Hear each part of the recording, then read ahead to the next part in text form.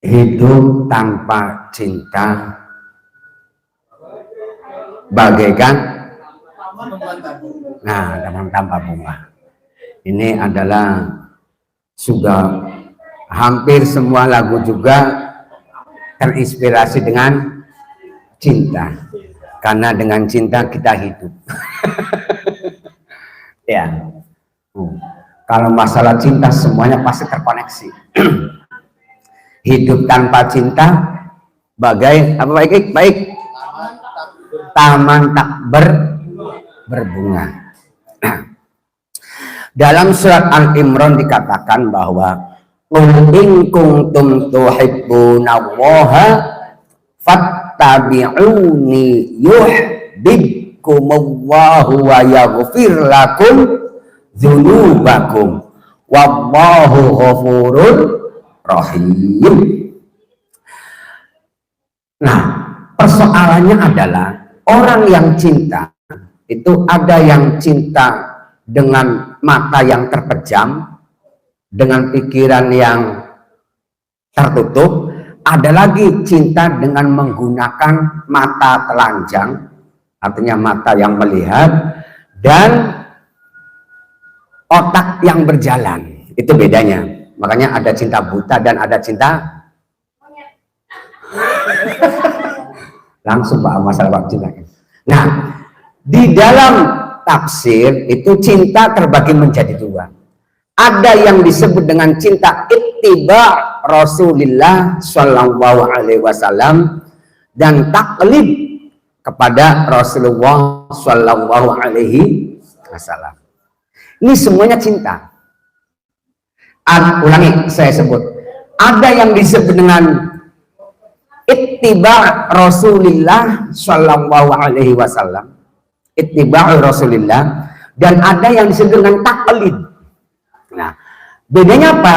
Bedanya kalau taklid itu cinta yang penting apa yang dilakukan oleh kekasih dia lakukan tanpa berpikir. Contoh, Kanjeng Nabi Muhammad SAW menutup auratnya dengan memakai jubah, maka dia pun dengan memakai jubah. Kanjeng Nabi Muhammad SAW memakai siwak, maka dia pun memakai siwak. Itu namanya cinta yang berupa taklid. Apa yang dilakukan oleh Rasulullah seperti itu, ya seperti itu. Itu namanya taklid. Cinta. Rasulullah makan buah kurma, maka dia makan buah kurma. Rasulullah memakai apa namanya? Udang-udang, ya pakai udang, dan tidak salah, wong namanya cinta kok. Tetapi ada cinta yang lebih tinggi, al-ittiba atau ittiba fauqa taklid. Cinta dengan metode ittiba, mengikuti Rasulullah SAW, itu lebih tinggi daripada taklid. Kenapa? Karena ittiba kepada Rasulullah, cinta kepada Rasulullah dengan menggunakan rasional, dengan menggunakan akal, itu lebih tinggi. Kenapa? Karena perubahan zaman, ya, zaman yang tadinya tradisional menjadi zaman modern, zaman yang tadinya tidak ada listrik menjadi ada listrik. Seperti contoh, Rasulullah SAW bersiwak dengan menggunakan siwak. Maka oleh orang yang ittiba Rasul, dia melihat bahwa fungsi dari siwak itu apa? Misalkan siwak itu fungsinya adalah untuk membersihkan gigi, maka alat apapun yang menggunakan untuk membersihkan gigi itu disebut cinta kepada Rasul, karena tujuannya maqasidus syar'iyyah, tujuannya. Contoh lain, Rasulullah memakai jubah, itu tujuannya adalah untuk menutup aurat. Maka pakaian kita tradisinya adalah ada yang menggunakan celana, memakai celana, ada yang memakai sarung, ada yang memakai kopiah, itu pun termasuk cinta kepada Rasulullah, karena itu ittiba. Jadi yang diambil adalah fungsinya, bukan alatnya. Apa? Nah, itulah yang dimaksud dengan cinta sejati, itu seperti itu. Bisa dipahami nih. Jadi cinta itu ada dua, ada cinta yang berupa taklid, mengikuti Rasulullah apa adanya, tidak boleh dirubah. Rasulullah memakai jubah, kita memakai jubah. Rasulullah memakai siwak, kita memakai siwak, itu benar. Tapi ada yang lebih tinggi lagi, yaitu ittiba Rasulillah Shallallahu Alaihi Wasallam, yaitu yang dilihat adalah maqasidus syar'iyya atau tujuannya. Itu seperti itu. Bisa dipahami ya? Nah, kalau cinta itu tidak boleh bertepuk sebelah tangan. Bertepuk sebelah, kira-kira kalau ada dua tangan, kemudian yang ditepuk satu saja, ada bunyinya enggak? Tidak ada. Maka cinta tidak boleh bertepuk sebelah tangan. Harus kedua-duanya. Ketika ditepukkan maka ada gelombang suara. Nah, makanya tidak boleh salah satu pihak saja yang mencintai, tapi juga harus saling mencintai. Ya, seperti hanya guru mencintai murid atau siswa juga mencintai kita. Tidak boleh bertepuk sebelah tangan. Ya ilustrasinya seperti itu ya. Ketika bertepuk sebelah tangan, maka tangan tidak akan berbunyi. Tapi kalau bertepuk keduanya, maka akan menghasilkan gelombang atau suara. Itu seperti itu. Itulah cinta sejati. Tetapi awas, kalau ini dikaitkan dengan Allah Subhanahu wa Ta'ala, meskipun makhluknya tidak mencintai Allah, awas, ulangi, meskipun makhluknya tidak mencintai Allah, atau makhluknya tidak mencintai kekasihnya, maka tetap Allah selalu mencintai makhluknya. Ya, kita bayangkan saja ya. Setiap hari kita melakukan dosa, setiap hari kita melakukan kemaksiatan. Pernah beli tampak, tampak. Kenapa? Walaupun kita tidak mencintai Allah, misalkan, tapi Allah tetap mencintai makhluknya. Kenapa? Karena cinta Allah itu maha. Orang yang sholat tetap diberi rezeki, orang yang tidak sholat diberi rezeki, orang yang melakukan maksiat diberi rezeki, dan semuanya. Inilah, diberi sinar matahari, diberi angin, diberi semuanya, meskipun dia tetap melakukan maksiat atau tidak mencintai Allah. Dan logikanya lagi, tidak mungkin sang pencipta tidak mencintai ciptaannya. Itu yang perlu diingat.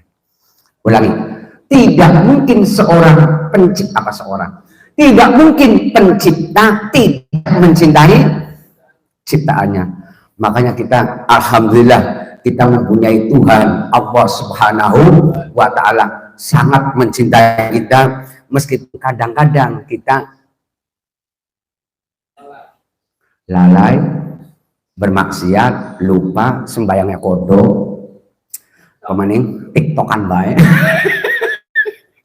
dan segala macamnya, kadang-kadang lalai, tetapi cinta Allah tidak akan pudar.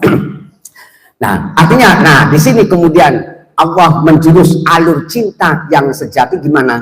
Alur cinta sejati adalah, kalau Anda mencintai Allah, maka cintailah fattabi'uni, maka cintailah kekasihku, ikutilah kekasihku, yaitu Nabi Muhammad Shallallahu Alaihi Wasallam. Artinya apa? Pintu gerbang mencintai Allah itu dengan mengikuti ittiba. Nah ini makanya tadi ittiba, bukan taklid, tapi yang disuruh adalah ittiba. Berarti yang dilihat adalah maqasidus syar'inya, tujuannya.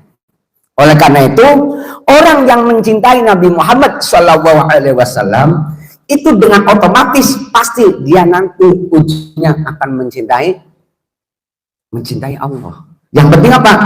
Tingkatkan ibadah, tingkatkan ilmu, tingkatkan kualitas hidup. Maka Allah akan mencintai kita meskipun kita banyak melakukan dosa. Walaupun dalam proses kita meningkatkan kualitas hidup banyak hambatan, banyak halangan dan segala macamnya. Bisa dipahami ya? Logikanya beginilah. Kekasih yang salah, yang penting cinta. Kekasih yang salah tidak minta maaf pun pasti dimaafkan. Logikanya begitu. Kekasih yang salah tidak minta maaf pun pasti akan dimaafkan. Karena apa? Karena dia mencintai kekasihnya atau dimaklumilah. Seperti hanya istri masak keasinan. Istri masak keasinan. Suaminya yang mencintai, ya dimaklumi, tidak dimarahi. Kenapa? Ya maklumlah. Namanya istri saya kok. Dia adalah belahan hati saya kok. Iya kan? Begitu juga seorang istri, ketika suaminya menjengkelkan, dia akan dimaklumi. Kenapa? Karena saya mencintainya. Tanpa dia minta maaf pun pasti dimaafkan. Itulah makom cinta. Kemudian, maaf, anak ketika berbuat salah, orang tua memaklumi enggak? Kenapa dimaklumi? Karena cinta. Tanpa meminta maaf pun anak pasti akan dimaafkan. Itulah makom cinta. Ini rupanya Pak Anjeli mulai meresapi. Begitu juga Allah mencintai makhluknya, otomatis Allah akan mengampuni dosa-dosa kita. Jadi yang paling substansinya adalah yang penting kita mencintai. Yang penting kita mencintai. Ketika kita mencintai, misalkan ada kesalahan dan ada kealpaan, pasti akan dimaafkan. Karena seorang kekasih pasti memaklumi kesalahan kekasihnya. Oleh karena itulah di sini bahwa Nabi Muhammad SAW kekasihnya Allah. Misalkan Nabi Muhammad ada kesalahan, pasti diampuni. Kenapa? Karena dia adalah kekasih Allah. Nah, dipertegas lagi dalam ayat ini bahwa wallahu ghafurur rahim. Awas. Ketika kita mengikuti kanjeng Nabi, ittiba, maka Allah akan mencintai kita. Yuhibbukumullah. Otomatis wa yaghfir lakum dzunubakum. Allah akan mengampuni seluruh dosa-dosa kita. Ditambah lagi di qaidi wallahu ghafurur rahim. Allah Maha Ghafur. Ghafur itu artinya Allah mengampuni dosa-dosa besar. Kalau Rahim itu Allah mengampuni dosa-dosa yang kecil. Artinya di sini bahwa kesimpulannya bahwa mencintai Allah harus dengan alur yang tepat, yaitu ittiba Rasulillah Shallallahu Alaihi Wasallam. Itu saja, kurang lebihnya mohon maaf. Enggak, ditutup dengan doa. Allahumma shalli ala habibina sayyidina wa kalimatuhuna maulana Muhammad. Rabbana auzi'na an nashkura ni'mataka allati an'amta alaina wa ala walidina wa an na'mala sholihan tardah. wa adkhilna bi rahmatika fi ibadikas sholihin. Rabbana atina fid dunya hasanah wa fil akhirati hasanah wa qina adzabannar. Wa sallallahu ala sayyidina Muhammad wa ala alihi wa sahbihi ajma'in. Subhana rabbika rabbil izzati amma yasifun wa salamun alal mursalin walhamdulillahi rabbil alamin. Al-Fatihah. A'udzubillahi minasyaitonir rajim.